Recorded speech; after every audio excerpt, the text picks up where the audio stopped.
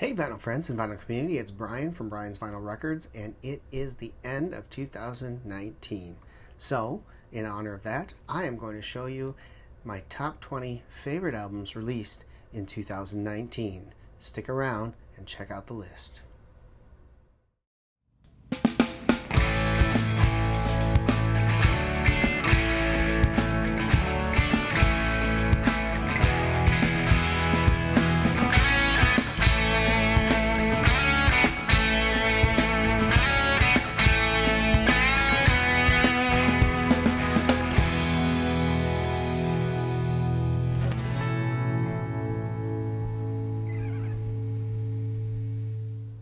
Welcome back. Like I said, I'm going to show you my top 20 albums released in 2019. Now, to qualify for the list, you have to have been released for the first time in 2019. It cannot be a compilation, it cannot be a live album, or anything like that. It's got to be a studio album from 2019. So I purchased 39 total albums that were released in 2019. So I looked through my whole catalog and I started ranking them on which ones I like the most, which ones I play the most, things like that. And I came up with what I think is a good list of the 20 that I think are my favorites of the 39 that I purchased. Now, of course, there's lots more albums out there that I didn't buy that are very good.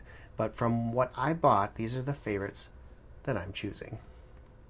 Let's start with the number 20 album on my list. This is a great rock album from a great rocker. This is the Red Rockers, Sammy Hagar and the Circle, Space Between. This is a fantastic album with an absolutely fantastic band on here. You've got Vic Johnson on guitars, Jason Bonham on drums, and Michael Anthony doing the bass and backing vocals. Just a cool album, great songs, fun, just awesome. I highly recommend this, and this made my top 20. Sammy Hagar and the Circle, Space Between. Coming in at number 19, this is a great album. Band, untimely end to the band. Dolores, lead singer of the Cranberries, passed away, and after she had passed away, the band got together with the permission of the family and put together all the demos and studio tracks that they had completed in preparation for this album and put together this album to release in memory of her. And what a great memory. This is the Cranberries, In the End. Just a really good album. Sounds pretty good. There's a couple songs in here that you can tell were, demo tracks on vocals, but even that, they cleaned it up pretty well. It's easy to listen to. It's good. I really enjoy this album. So this is the Cranberries, In the End, at number 19. Coming in at number 18 is a great second album since the breakup of his duo, the Civil Wars. I'm talking about John Paul White's The Hurting Kind. I loved his first album post-Civil Wars called Beulah, but this one I like even better. It's got some nice rocking guitars in here, some classic John Paul White vocals, and just awesome songwriting. Dig this one a lot. I've played this quite a bit. It's really good. If you like the Civil Wars, you're going to like this a lot. So this is John Paul White, The Hurting Kind, coming in at number 18.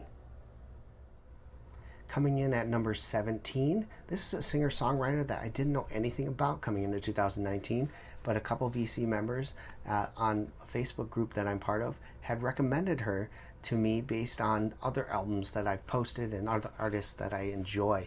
And I'm glad they did. When I saw this thing drop on Amazon for one of their flash sales down to $11, I jumped at buying it, and I'm so happy I did. It sounds awesome. It's a great album. This is Jenny Lewis, On the Line. Really good stuff, good singer-songwriter stuff. She's just absolutely amazing vocalist, and just really dig her vibe that she has on here. Liked it so much I went out and bought the previous album to this as well, and really enjoy that one also. So I will definitely be looking to add more Jenny Lewis to my collection in the future. But this one comes in at number 17 for me. Jenny Lewis, On the Line. All right, coming in at number 16 is a great album from a female country artist who I really enjoy. I love her solo stuff. I love her work with the Pistol Annies. I'm talking about Miranda Lambert. This is Wild Card. Her latest album came out in November. Really good album, fun album. This was a Walmart exclusive, but I think it's now widely available everywhere else. But just a really good album. All Comes Out in the Wash was the lead single. Really enjoyed that. This is just a good one. So if you're a fan of country music, female country music, and especially Miranda Lambert, this is well worth your time. Great album. Miranda Lambert, Wild Card, coming in at number 16. At number 15 is the king of country himself. I'm talking about George Strait. This is Honky Tonk Time Machine. What an awesome album. I haven't listened to a whole lot of newer George Strait over the years. I kind of lost track of him. And I saw this come out and the price on it was like $16 for the brand new album. So I decided to take a chance on it. And I really, really like this album a lot.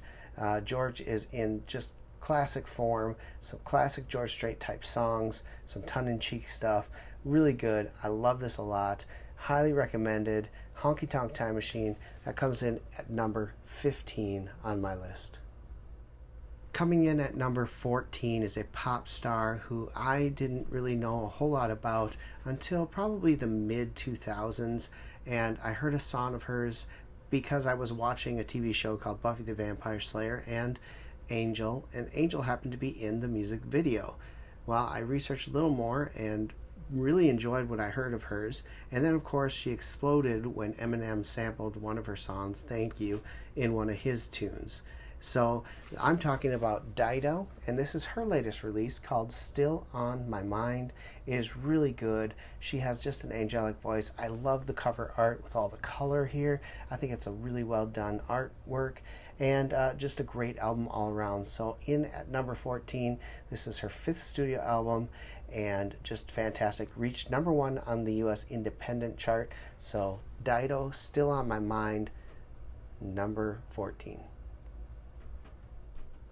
At number 13 is an album I wasn't sure I was going to get until I watched a video I stumbled across for the lead single to the album and actually really enjoyed it. He's a country artist that I don't listen to a whole lot of, but just started getting a couple albums as part of VCLT packages. And it's from a queen of country. I'm talking about Tanya Tucker. Guys, this is her 25th studio album. It's called While I'm Livin'. It was produced by Shooter Jennings, who does a fantastic job with country music albums. Love his production style, and just everything about it. It just sounds so good. And this is her first album in 10 years and her first original album since 2002. Really good, highly recommended. Tanya Tucker, While I'm Living, number 13. In at number 12 is a band that I had no idea about coming into 2019, and once again, a fellow VC member had let me know that if you pre-ordered their newest album coming out in September, that you would get a copy of their first album on vinyl, which had never before been released and wasn't going to be widely released afterwards. The only way to get it was to pre-order the album. He told me that I would really dig the music because they're kind of a southern rock, country rock band. And so I took a chance. I pre-ordered the album, got the first album in the mail a few weeks later, and really, really dug it. So I was really happy about that, and this album is fantastic as well. I'm talking about Whiskey Myers' self-titled album, their 5th studio album, really good. Debuted at number 1 on the country charts and reached number 6 on the Billboard 200. A cool cover too. If you can see, kind of make it out, you'll see some cactuses in here. If you stick this under a black light, it'll show all the different stuff on the cover, which is kind of neat. Cool concept, great album, love it. Whiskey Myers, self-titled, comes in at number 12. And finally for this episode, coming in at number 11, this is a singer that I dig but never really got into and never really bought a lot of his albums. But I decided to take a chance on this. I didn't pre-order it. Actually, I had pre-ordered it but decided to cancel it at the last minute and not get it. And then when I saw it come down in price a little bit, I decided to go ahead and order it because I thought, why not give it a shot? And I'm glad I did, because this is an absolutely fantastic album. This is Vince Gill with Okie. Just a really, really good album. It's deeply personal. It's emotional. It's got just a great vibe to it. You can just sit back, relax, and enjoy the music on this one. Vince's voice is in top shape. His songwriting is top notch. I absolutely dig this album. So for number 11, I'm going with Vince Gill's 15th studio album, and that is Okie, number 11 on the list.